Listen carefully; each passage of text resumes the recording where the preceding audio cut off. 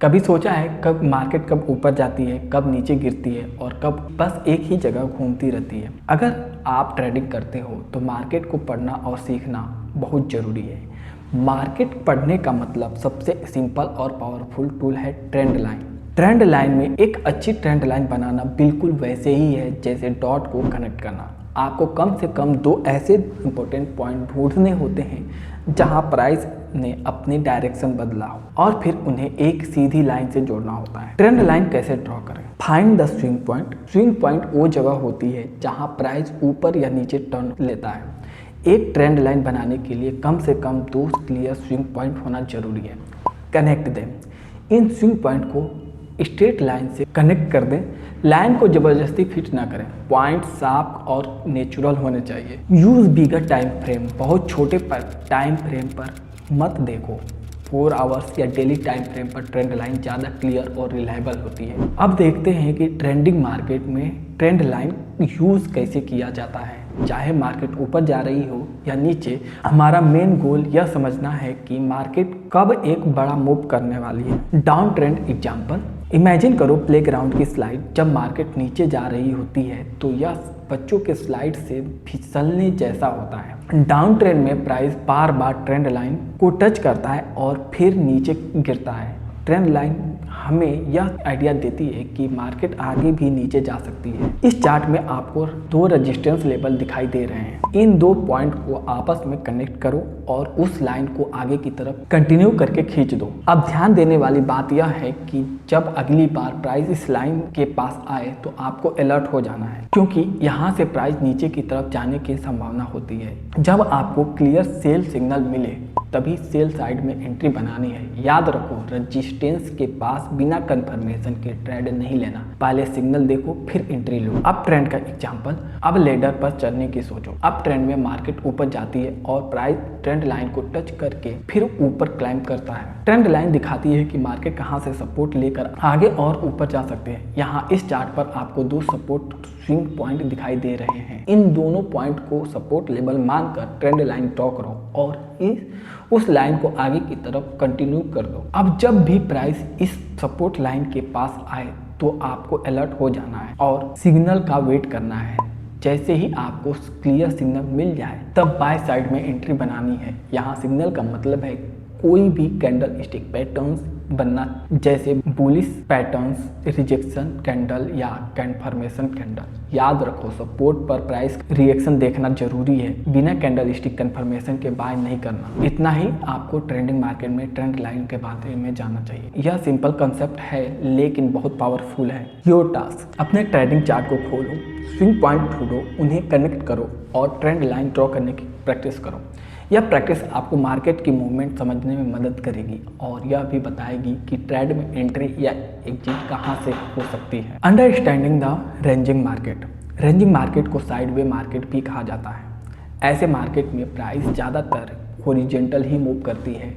जब प्राइस लगातार higher high और हायर लो बनाती है तो यह अप ट्रेंड होती है, लेकिन जब यह पैटर्न रुक जाता है तब मार्केट रेंजिंग फेज में चली जाती है। रेंजिंग मार्केट में बायर और सेलर दोनों बराबर ताकत लगाते हैं, जिससे प्राइस सपोर्ट और रेजिस्टेंस के बीच में ही घूमती रहती है। यहाँ आपको एक रेंजिंग मार्केट का चार्ट दिखाई दे रहा है। प्राइस इस पॉइंट पर आकर ऊपर की तरफ जाती है और दूसरे पॉइंट पर आकर नीचे की तरफ चली जाती है।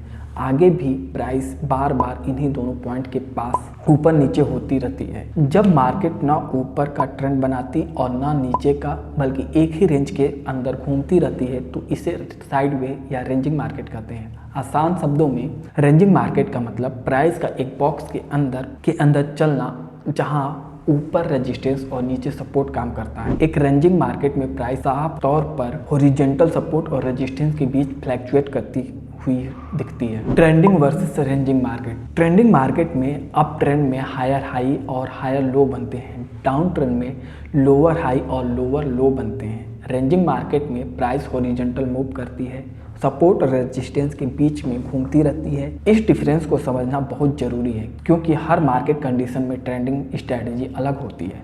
रेंजिंग मार्केट में बायर और सेलर के बीच बैलेंस होता है। यह बैलेंस तब तक रहता है जब तक एक रेंज टूट नहीं जाती और नया ट्रेंड शुरू नहीं होता। ट्रेडिंग रेंजिंग मार्केट की सपोर्ट और रेजिस्टेंस लेवल सबसे अच्छे बाइंग और सेलिंग जोन होते हैं।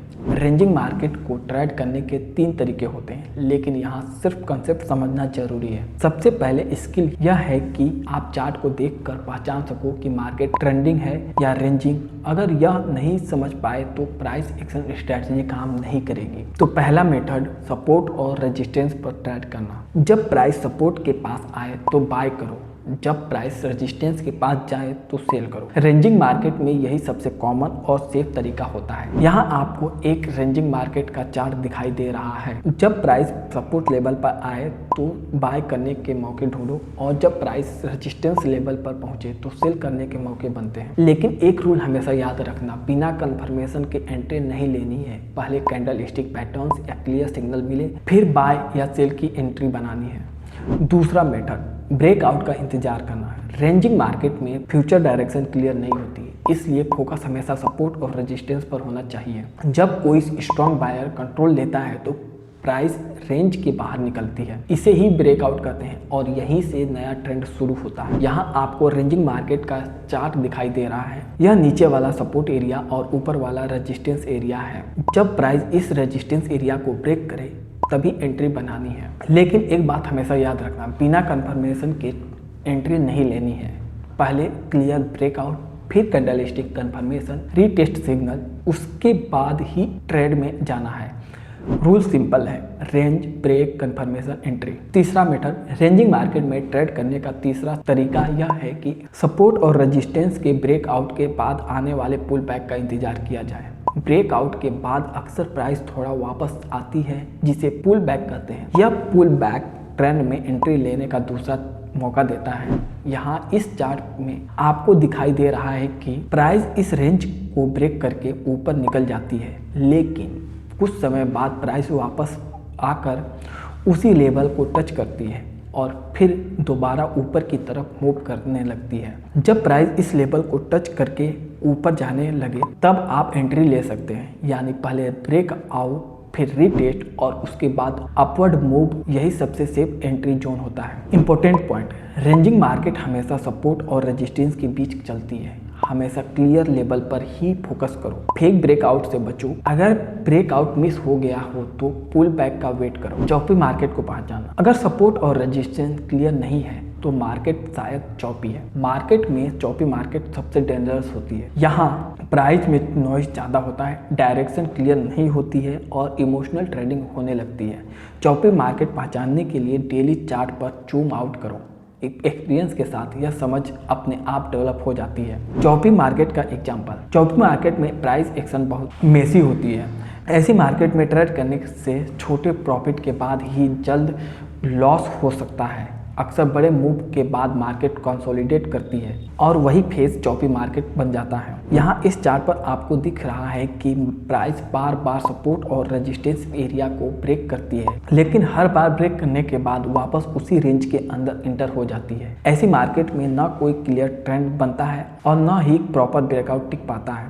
इसी तरह के प्राइस एक्शन को हम चौपी मार्केट कहते हैं। आसान शब्दों में चौपी मार्केट का मतलब फास्ट ब्रेकआउट, कंफ्यूजन वाले मूवमेंट जहां ट्रेड लेना सबसे ज़्यादा रिस्की होता है। याद रखो, पहले मार्केट का टाइप समझो, ट्रेंड हो तो ट्रेंड लाइन यूज़ करो, रेंज हो तो सपोर्ट और रेजिस्टेंस पर काम करो, मार्केट को फोर्स मत करो, मार्केट को समझो। अगर वीडियो यूज़फुल लगा हो तो लाइक करो, शेयर करो और चैनल को सब्सक्राइब करना मत भूलना। Happy trading.